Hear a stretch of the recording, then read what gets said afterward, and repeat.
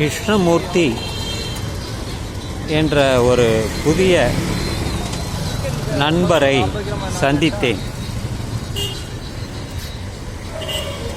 அவர் யோகா பற்றி அதிகமாக தெரிந்து வைத்துள்ளார்.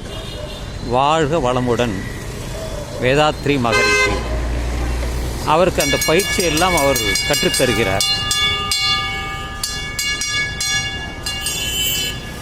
பிராணாயாமம் என்பது எல்லோருக்கும் தெரியும், மூச்சு பயிற்சி. அதற்கு அடுத்த கட்டம் பிரணவ சக்தி. பிரணவ சக்தி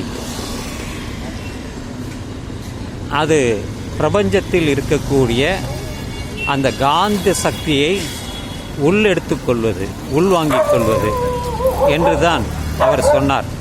பிரணவ சக்தி. பொதுவாக நமக்கு சக்தி உணவு மூலமாகத்தான் கிடைக்கிறது, காற்றின் மூலமாகவும் நமக்கு சக்தி கிடைக்கிறது. இந்த பிரணவ சக்தி என்பது எனக்கு முழுமையாக தெரியாது. ஆனால் அந்த கிருஷ்ணமூர்த்தி போஸ்டல் டிபார்ட்மெண்ட்டில் இருந்து 66 வயது 65 வயது அவர்தான் அதை பற்றி சொன்னார், பிரணவ சக்தி பற்றி.